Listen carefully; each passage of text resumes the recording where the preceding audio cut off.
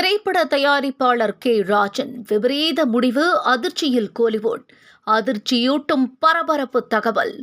திருட்டு விசிடி ஒழிப்பு, சர்ச்சைக்குரிய கருத்துக்கள் என்று பரபரப்பாக பேசப்பட்ட சினிமா தயாரிப்பாளரும் நடிகருமான கே ராஜன் நேற்று திடீரென்று அடையார் ஆற்றில் விழுந்து தற்கொலை செய்து கொண்டார்.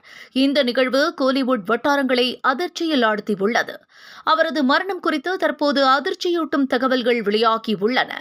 கடந்த சில மாதங்களாக கே ராஜன் கடுமையான மன உளைச்சலில் இருந்ததாக கூறப்படுகிறது. பல ஆண்டுகளாக சம்பாதித்த பணத்தை நண்பர்கள் மற்றும் நெருங்கியவர்களுக்கு கடனாக வழங்கியிருந்தார். ஆனால் அந்த பணத்தை திரும்பப் பெற முடியாததால் பொருளாதார சிக்கல்கள் ஏற்பட்டதாக தகவல்கள் வெளியாகியுள்ளன. இதனால் குடும்பத்தினருடனும் அடிக்கடி கருத்து வேறுபாடுகள் ஏற்பட்டதாக கூறப்படுகிறது. மேலும் குடும்ப பிரச்சினைகளால் அவர் தனியாக ஹோட்டலில் தங்கி வந்ததாகவும் தகவல்கள் தெரிவிக்கின்றன. இந்த மன அழுத்தமே அவரை மிகுந்த பாதிப்புக்கு உள்ளாக்கியிருக்கலாம் என்று அவருக்கு நெருக்கமானவர்கள் தெரிவிக்கின்றனர்.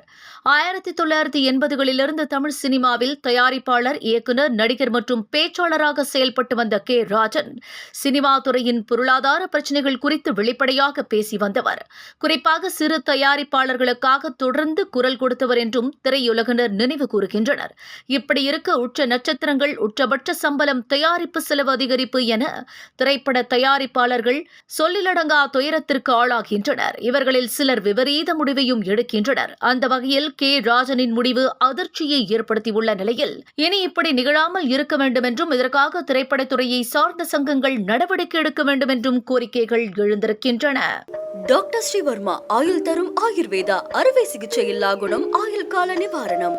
Branch express courier private limited. Domestic, international cargo உங்கள் இல்லம் தேடி வந்து கொரியர் புக்கிங், டெலிவரி செய்து தரப்படும். என்றும் உங்களுடன் மை இந்தியா. முக்கிய செய்திகளை உடனுக்குடன் தெரிந்து கொள்ள சப்ஸ்கிரைப் பண்ணுங்க, பெல் பட்டனை பிரஸ் பண்ணுங்க. என்றும் உங்களுடன் மை இந்தியா.